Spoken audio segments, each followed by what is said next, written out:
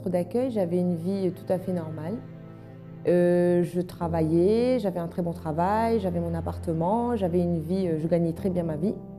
Et lors d'un renouvellement classique, habituel, ils n'ont pas renouvelé mon autorisation de travail. Et à partir de là, tout a commencé à changer, à dégringoler. Donc j'ai perdu mon emploi, je ne percevais pas de revenus, j'étais à la maison, donc parce que je ne pouvais rien faire. Au fil du temps, les amis se sont un peu dissipés, j'ai un peu perdu mes amis, les amis que moi je considérais amis. Et je me suis retrouvée toute seule en sachant que je vis toute seule en France. Je ne pouvais plus travailler, j'avais plus le droit de travailler. C'est pas que je ne voulais pas, c'est que je ne pouvais pas. Moi qui avais une vie tout à fait normale, simple, bien arrangée, je me retrouvais à quasiment sans papier parce que je ne pouvais plus travailler, je ne pouvais plus rester là, j'avais 30 jours pour quitter le territoire. Donc j'ai saisi le tribunal administratif pour voir ce qu'on pouvait faire parce que les raisons qui étaient données pour ne pas renouveler n'étaient pas très claires. Et on a gagné, c'est-à-dire qu'au bout de même pas un mois, je me suis dit bon, c'est normal, je pourrais reprendre le cours de ma vie tranquillement. Et ben non, c'est à partir de là qu'on va balader de mois en mois, de revenir, de repartir, de revenir, il manquait tel document, il fallait tel truc, rien n'allait en fait. C'est-à-dire que rien ne bougeait.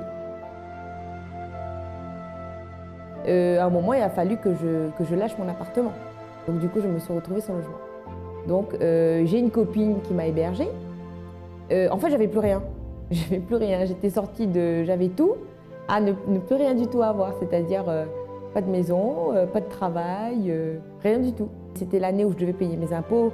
Je n'ai pas pu payer mes impôts. J'avais des problèmes avec la banque. Enfin bon, tout s'est enchaîné en fait.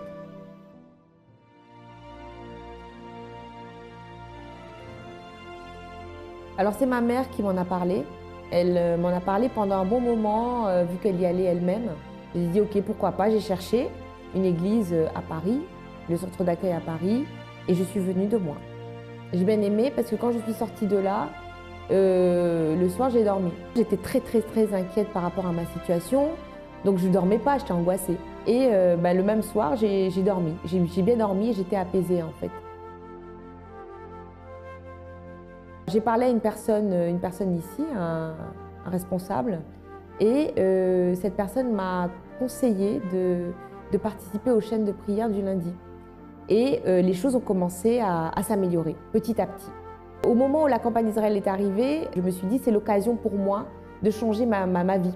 J'ai décidé de faire ma campagne d'Israël pour que mon autorisation de travail soit débloquée, pour que je puisse avoir cette autorisation de travail. La campagne d'Israël est pour moi l'opportunité d'une nouvelle chance. Ne pas être spectateur de sa vie et de dire oh, ça m'arrive, c'est comme ça va changer, ça va s'améliorer. Mais de prendre sa vie en main et de dire non, je veux que ça change et ça va changer par mes actes. Je ne suis plus la même personne que j'étais il y a quelques temps avant de venir au centre d'accueil. Tout ce que j'ai demandé, je l'ai eu. J'ai eu mon autorisation de travail. J'ai eu mon appartement. D'un point de vue financier et professionnel, ça va très bien. Quand même, le plus important, finalement, c'est que j'ai beaucoup changé. C'est qu'au même moment où j'étais dans la recherche d'une solution professionnelle, j'ai aussi beaucoup été sensible à ce qui se disait par rapport à soi-même, par rapport au fait d'obéir, de donner sa vie, de suivre Dieu, en fait. Chose que pour moi, c'était des notions complètement abstraites avant. Maintenant, ce sont des choses très claires. C'est vrai qu'avant, je sortais beaucoup, j'étais beaucoup dans la fête, dans les soirées, les boîtes de nuit avec les amis. On va dire que j'ai connu avant, c'est-à-dire une vie où tout allait bien, entre guillemets, où on s'amuse, on fait la fête, on a tout le monde qui est là. Je souriais beaucoup, j'étais beaucoup dans l'apparence, c'est-à-dire que je ne montrais pas qui j'étais réellement. Ça n'allait pas vraiment à l'intérieur, mais j'étais là, normal. Toutes mes copines pensaient que tout allait bien. J'ai aussi connu le moment où ça n'allait plus du tout, où j'avais tout perdu, et le moment où Dieu a restauré ma vie. Et en ayant vécu ces trois étapes-là, j'ai choisi. J'ai choisi, et pour moi, ce que Dieu m'a donné là, j'ai pas de mots pour le décrire parce que je suis en paix. L'apparence que je montre maintenant, je suis réellement comme ça à l'intérieur. Le centre d'accueil représente la possibilité de découvrir une vie qu'on n'aurait pas imaginé avoir en fait. Un excellent début de semaine à toutes et à tous en ce lundi et bienvenue dans cette nouvelle émission. Avec, comme à notre habitude, d'autres récits. Parfois, lorsque nous écoutons les témoignages, nous avons du mal à imaginer certaines situations, certaines scènes que nous n'imaginons n'être possibles que dans les films d'Hollywood, que dans les séries télévisées, et qui pourtant arrivent au quotidien dans la vie de tellement de personnes. Vous allez accompagner la vie de Madame Louis, son récit est poignant et fort. Elle avait toutes les raisons de baisser les bras, elle avait toutes les raisons de faire une croix sur sa vie. Pourtant, un jour, elle a décidé de lutter, elle a décidé de croire, elle a décidé d'agir, et le résultat, aujourd'hui, est une vie épanouie et réalisée. Accompagnons la vie, le récit de Madame Louis. Soyez attentifs. Madame Louis, ça fait combien de temps que vous êtes à l'église, au centre d'accueil? Centre d'accueil, ça fait 3 ans, en 2012. 3 ans. Oui. Comment vous êtes arrivé au centre d'accueil? Détruite, j'avais pas de vie. Quand je suis venue, j'avais pas de paix, j'avais la tristesse. Mais vous êtes arrivé à travers quelqu'un qui vous a invité ou par l'évangélisation dans la rue? En fait, mon fils a fait une tentative de suicide. Et là, quelqu'un de ma famille m'a ramené à l'hôpital. Et je pouvais pas aller à l'église où j'étais puisque c'est moi qui suis blessée dans la tentative. Et du coup, quelqu'un qui venait à centre d'accueil, j'ai vu sa colère. Il m'a dit, Tata, si mon Dieu existe vraiment, je t'amène à l'église avec moi vendredi. Et comment était à ce moment-là votre vie? Comment vous étiez? Comment était votre vie? Ben, j'avais pas de vie. Déjà, s'il y avait pas de paix, il y avait pas d'espoir, il y avait rien. Quand je suis arrivée, et je suis venue, je savais qu'il y avait quelque chose, mais les problèmes c'était en moi, c'est moi qui arrivais pas à débloquer ce que je devais faire pour que Dieu rentre dans ma vie. Quel genre de problème vous aviez? Tout spirituel déjà, et ma famille était détruite, ma vie financière c'était mort, j'avais rien du tout. En fait, je vivais pour vivre, j'avais pas d'idée, j'avais pas d'avenir parce que je me suis focalisée déjà quand mon fils a fait une tentative de suicide. Juste après, j'avais une peur que chaque fois il sort, comme c'était au 8e étage, il a cassé le vitre. À chaque fois, je rentre dans ma cuisine, je vis les vitres que mon fils a sautées et il sort. Je me suis dit peut-être il va le faire ailleurs. Et du coup, je vivais avec cette peur qu'il essaye ailleurs. Il avait quel âge quand il a fait cette tentative? 18 ans. 18 ans. Vous avez dit des problèmes spirituels. Quels problèmes spirituels vous aviez? Quels symptômes? Ben, je vivais avec la haine. J'avais la haine depuis à 11 ans suite à la mort de mon père. J'avais la haine contre mon beau-frère qui m'a violée. J'avais la haine contre tout le monde. Voilà. Je vivais avec ça en moi. Et en fait, après, j'essaye de survivre, mais c'était l'apparence pour montrer que je suis quelqu'un, mais à l'intérieur, il n'y avait rien. Qu'est-ce que vous avez fait pour changer la situation que vous étiez avant? Alors, la première chose, je me suis toujours concentrée sur mes enfants. Et Dieu, il a fait beaucoup de miracles. Il y avait une paix. Et j'ai compris à partir de cette union qu'il y a eu dans ma famille. Et là, je vous dis quelque chose, pasteur. C'est après qu'il y a eu la paix dans ma famille. Et spirituellement, j'avais une joie profonde. C'est là que j'ai commencé à réfléchir à d'autres choses à l'avenir. Ma vie professionnelle, que je vous dis, j'étais femme de ménage. Et puis j'ai eu des idées. Je savais qu'il y avait quelque chose au fond de moi. Je savais que Dieu était en train d'agir. Quand je regardais ma famille, je voyais la joie, je voyais l'amour. J'ai dit, s'il peut faire ça, il peut faire beaucoup de plus. Et je me suis dit, et si tu achètes une entreprise? Et je me suis dit, acheter une entreprise? Je n'arrive pas à payer mon loyer, je suis à découvert. Et l'idée est là, mais je ne voyais pas comment. Et puis un jour, je suis venue à l'église. L'ouvrier Pierre a lu Ésaïe 55, il a parlé. En sortant, il a dit, va acheter sans argent. Et je dis, je vais acheter mon entreprise. Même si vous étiez sans aucune condition. J'avais rien. Et aujourd'hui... Et aujourd'hui? Alors, aujourd'hui, j'ai une entreprise, je suis une femme d'affaires. J'ai une famille unie, en paix. Et mon fils qui était suicidé, il a une 2e année de droit à la Sorbonne. Je suis en salon de coiffure à 39 avenue des Clichy qui est placé dans l'emplacement numéro 1. Et pour dire que le salon marche très bien. Et maintenant que j'ai le salon, j'ai compris que je peux avoir plus. Tous les jours, on peut conquérir des choses. Et aujourd'hui, j'ai une vie comblée. On peut dire que vous êtes le résultat de ce que nous parlons dans les campagnes, dans les chaînes de prière. Vous avez suivi les chaînes de prière? Mes voisins me l'ont dit, les gens qui me connaissent me disent, mes gens de mon immeuble me le disent. Comment vous vous sentez aujourd'hui? Heureuse. Heureuse, ça vaut la peine, ça ne vaut pas la peine. Ah oui, ça marche et ça vaut la peine de sacrifier. Et on vous attend pour un autre témoignage. Ah, je viendrai bientôt. Amen. Que Dieu vous bénisse alors. Merci beaucoup. Allez-y. Dois-je me définir d'après mon passé? Mon compte bancaire est-il le reflet de mon intérieur? Et qui serai-je quand mon apparence commencera à faner? Nous pouvons refléter notre identité dans de nombreuses choses et finir par devenir un parfait étranger en se regardant dans le miroir. Dieu nous a créés à son image pour que nous ayons une vie confortable, intérieurement et extérieurement, fruit d'une droiture, d'une foi intelligente et d'une bonne conduite quotidienne.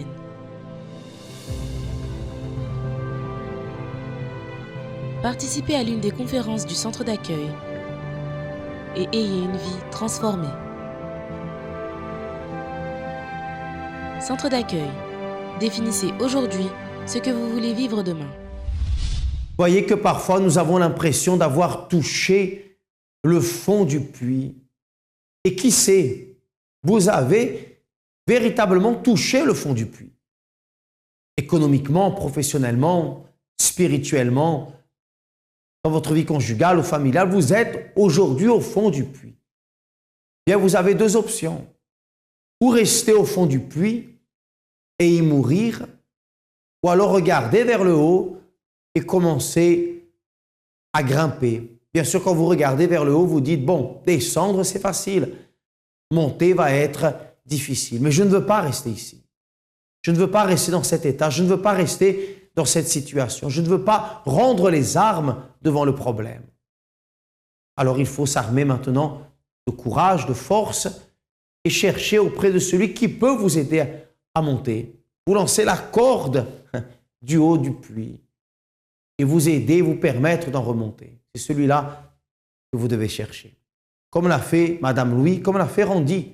Nous allons commencer maintenant à suivre par étapes le témoignage. Soyez attentifs.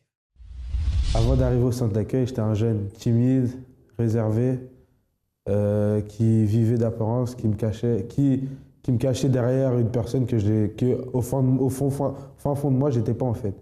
Parce que je me rappelle que plusieurs fois à la maison, pourtant on est nombreux, on était tous là, mais il y avait un moment où forcément j'allais me retrouver seul. Et pourquoi je me retrouvais seul, je sais pas pourquoi. Je saurais pas dire pourquoi je me retrouvais seul, mais j'étais comme ça, c'était ma nature en fait. Ça fait que même en arrivant au collège, ça a commencé comme ça dès la 6e. Le premier trimestre, je me rappelle que j'avais pas beaucoup d'amis, j'étais vraiment seul. Et c'est au fur et à mesure que ça a commencé, j'ai pu commencer à développer, j'ai eu quelques amis, quelques contacts. Et après, en grandissant, au fur et à mesure des années qui passent, le temps a fait que cette réserve, elle a commencé. À l'extérieur, j'étais moins réservé que chez moi. Ça fait que quand je suis arrivé au lycée, là, ça a été l'apogée, on va dire. C'est-à-dire que cette réserve, c'est la manière dont j'étais réservé quand je suis arrivé en 6e et quand je suis arrivé au lycée, c'était différent. Ça veut dire, dès on va dire, dès la 2e semaine du lycée, j'étais déjà établi. Ça veut dire que je montrais. En fait, c'est comme si je peux dire que je me suis créé un personnage en arrivant au lycée. Parce que j'ai tout fait, enfin, c'est pas j'ai tout fait, mais tout ce que je faisais, c'était pour attirer les gens et qu'à côté de moi, il y ait un maximum de monde pour montrer que j'étais là. Alors qu'en fait, en rentrant chez moi tous les soirs, je savais que toutes ces personnes qui étaient là à côté de moi, demain, il m'arrive quelque chose, je sais qu'elles sont pas là. Mais c'est cette vie que j'ai, c'est ça que j'aimais, parce que généralement, quand tu arrives au lycée à 16, 17 ans, t'es entouré et tout, t'as un peu de popularité, ça fait que c'est ce que je voulais, ouais. Je me rappelle une anecdote il y avait une grève normalement, et il y avait eu une grève au lycée, et nous on avait fait un blocus, et après on avait mis le feu aux poubelles de devant qu'on avait mis. Et de moi-même, c'est quelque chose que j'aurais jamais fait, mais parce qu'on était beaucoup, parce qu'on était dans la masse, et parce que forcément j'avais un rôle de leader, j'ai été mêlé à cette histoire-là. Et en vrai, en rentrant chez moi le jour même, moi-même je me suis posé la question de pourquoi j'avais fait ça. Pourquoi Mais c'est ce pourquoi je l'ai fait, parce que j'étais un peu la tête de ça. Et parce que j'aimais bien être entouré, parce que si forcément tu aimes être entouré, tu dois montrer l'exemple à un certain moment. Et bon, c'était pas un exemple, mais fallait faire. Et donc voilà. Et j'ai grandi comme ça. Je mentais beaucoup. Je mentais beaucoup dans certaines... C'était surtout pour... En fait, les mensonges, c'était surtout pour me valoriser d'une manière. C'est-à-dire qu'il y a quelque chose que j'ai pas, je vais dire que j'ai. Il y a quelque chose que j'ai pas fait, je vais dire que j'ai fait. Et tout ça, c'était pour monter un peu en popularité et tout, pour affirmer un peu le personnage que j'avais créé, en fait. Le moment le plus difficile, c'est quand je suis arrivé en première. À la fin, on passe un petit diplôme pour les points de l'année prochaine pour le bac. Et il m'était arrivé une situation que les gens commençaient un peu à se retourner contre moi, les gens commençaient un peu à voir les choses différemment. Et ça m'avait fait plus... Ça me dérangeait, ça me dérangeait en fait. Parce que je me suis dit, si ceux qui sont à côté de moi, ils pensent comme ça, ils font ceci, cela, comment ça va se passer après? Comment je vais finir après? Parce qu'en fait, mes 3 années de lycée, je vivais de ça. Je vivais de l'entourage, des amis, de tout le monde que j'avais créé, en fait. Bien, avant d'aller plus loin, j'aimerais vous laisser le contact de l'ami 24 heures, 01 53 35 85 12. Et vous savez que ce numéro est à votre disposition à n'importe quel moment. Nous avons commencé à écouter le récit d'Andy. Voyez que une vie d'apparence ne mène qu'à de faux résultats. Beaucoup de personnes essaient de se créer un rôle pour paraître plus forte, pour paraître plus riche, pour paraître plus intelligent. Mais cela ne change absolument rien au résultat. Si nous voulons changer véritablement notre vie, alors nous devons la changer de manière profonde, sincère et véritable. Bien sûr, cela exige des sacrifices, cela exige des efforts, chose que peu de personnes sont prêtes à faire. Tout le monde veut le résultat positif, mais en gardant les mains dans les poches de préférence. Ceux qui aujourd'hui sont en haut de l'échelle, ceux qui aujourd'hui sont des personnes épanouies dans leur vie professionnelle, scolaire, familiale, savent que ce chemin n'est pas le bon chemin, mais que celui de lutter, de sacrifier est le seul valable et viable pour nous apporter un résultat probant, un résultat solide et efficace.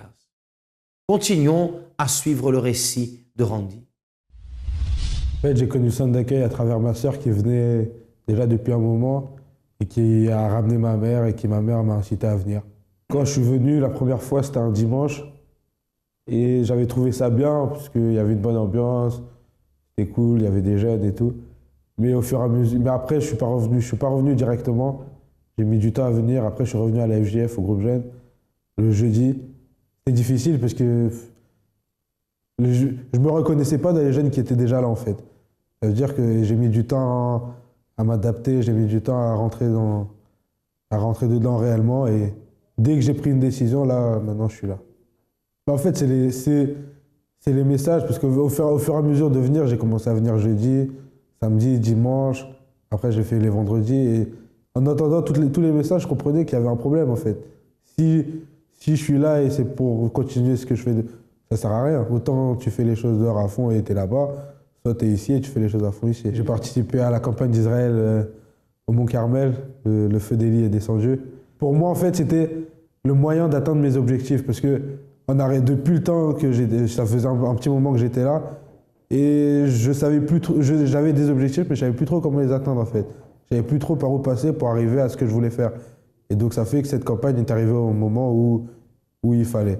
Mais quand la campagne est arrivée, là je me suis dit c'est le moment, c'est mon témoignage, en fait, parce que tout le temps on voit les témoignages des gens du Brésil, on voit dans tous les pays, et je me disais mais le mien c'est quand? Et c'est ça que j'ai dit si je fais cette campagne c'est pour avoir un témoignage, sinon je la fais pas. Et j'ai participé au jeûne de Daniel, oui.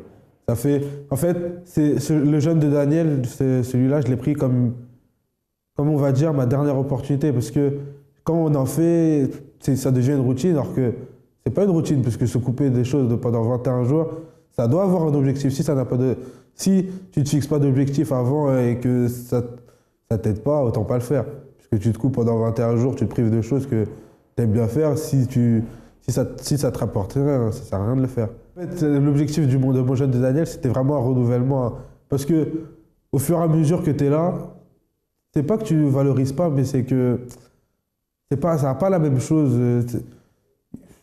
Une fois que tu as reçu, au bout d'un certain temps, tu mets pas la même valeur dans ce que tu as reçu. Alors que là, le jeune de Daniel, si en donnant toutes tes forces, spirituellement, ta vision est différente.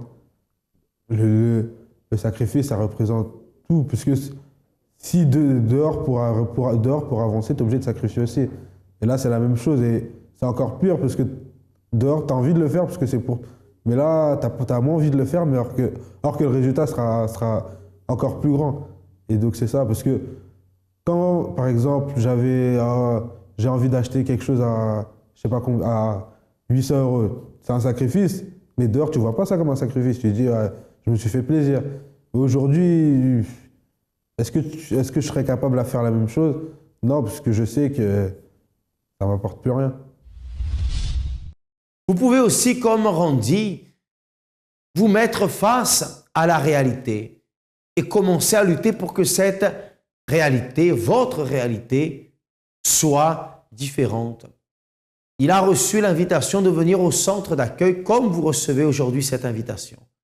Non pas de votre sœur, mais à travers cette émission. Et vous allez voir que en participant aux réunions qui sont réalisées, non seulement vous allez vous sentir bien, mais vous allez pouvoir commencer à comprendre une autre manière de penser, une autre manière de voir et une autre manière, par conséquent, d'agir. Parce que c'est à travers ces différences que nous commençons à faire de notre vie également une vie différente. Bien, sans plus attendre, voyons qui est Randy aujourd'hui. Aujourd'hui, je suis le vrai Randy. J'ai plus besoin de me cacher derrière un personnage, je suis seul ou je suis entouré, je suis la même personne en fait. Ça fait que maintenant, mes objectifs, je sais que je me force de les atteindre, mais en étant vrai. Pas en étant là-bas je suis quelqu'un, mais partout où je suis la même personne. Et ça fait qu'aujourd'hui, je suis un jeune épanoui, je suis un jeune heureux, je suis content, je suis souriant. Avant, je souriais un petit peu, mais là, je souris beaucoup plus. Et c'est ça. Là, pour moi, je suis en train de vivre la vraie vie d'un jeune, puisque quand on est dehors, on vit, mais c'est éphémère. Alors que là, tu dors le soir, tu es content, tu te lèves le matin, tu es content. Et donc, c'est cette joie-là qui fait que je suis là aujourd'hui. Et dans ma vie professionnelle, je suis épanoui parce que j'avais plusieurs objectifs et plus en avançant petit à petit, je vois les résultats tous les jours. Parce que là, je vais signer un contrat dans un grand club de Ligue 1 de France. Et à l'âge que j'ai, avec le peu d'expérience que j'ai, c'est quelque chose de très fort. Ça a été possible à travers le sacrifice et à travers le renoncement. Parce que forcément, que ça soit dans les propos qu'on a fait ou que ça soit seul, parce que pour atteindre ça, j'étais face à moi-même en fait. Ça fait que si le matin je dois me lever, je vais faire des entraînements tout seul, je faisais des trucs que personne ne faisait. Et ce qui a fait qu'aujourd'hui, je puisse arriver à là. Et spirituellement, je suis grandi, en fait, je suis différent. Parce que il y a des choses qu'on ne voit pas, c'est ces choses qu'on ne voit pas où j'ai grandi. J'ai pris en maturité, j'ai grandi, puisque je suis arrivé, j'étais un petit garçon, un petit gars en âge de grandir, et là je peux dire que vraiment j'ai grandi. Parce que je vois et j'affronte les situations d'une manière différente en fait. Le centre d'accueil pour moi c'est la maison formatrice. En fait, si tu veux vivre tes rêves et pas rêver ta vie, tu es au bon endroit. Le monde dans lequel nous vivons ne cesse d'évoluer. Notre vie est aujourd'hui pleine d'occupations, divertissements et informations en tout genre. Un quotidien chargé que nous ne remettons jamais en question. L'impact de nos préoccupations et nombreux centres d'intérêt engendre un vide inexplicable, un désir toujours plus grand de combler notre intérieur. C'est pour cela que du 5 au 26 juin aura lieu le jeûne de Daniel. 21 jours pour raviver notre intérieur et rencontrer Dieu. Une période durant laquelle nous allons nous abstenir d'Internet et des réseaux sociaux, de télévision, films et séries, de jeux vidéo sur console et smartphone, de musique, fêtes et sorties, afin de nous concentrer pour investir dans notre intérieur. Recherchez ardemment ce qui contribue au développement de votre foi. Priorisez votre vie spirituelle et cherchez à recevoir le baptême du Saint-Esprit. Car il est le seul à pouvoir combler notre intérieur et nous apporter une paix durable et l'assurance pour affronter tous les défis de notre vie. Jeûne de Daniel. 3 semaines pour raviver notre intérieur. Bien, mais je vous invite à ne plus attendre plus longtemps et à participer dès aujourd'hui à une réunion au centre d'accueil. Centre d'accueil le plus proche de chez vous. Si vous habitez Paris, le siège national est au 254 rue du Faubourg Saint-Martin. Si vous habitez en Île-de-France, en province, vous pouvez vous rendre sur le site internet centredaccueil.fr, cliquez sur l'onglet « Adresse » et vous pourrez consulter l'adresse du centre le plus proche de chez vous. Ou alors aller vers l'AMI 24 heures, 01 53 35 85 12 et vous obtiendrez toutes les informations nécessaires. À très bientôt.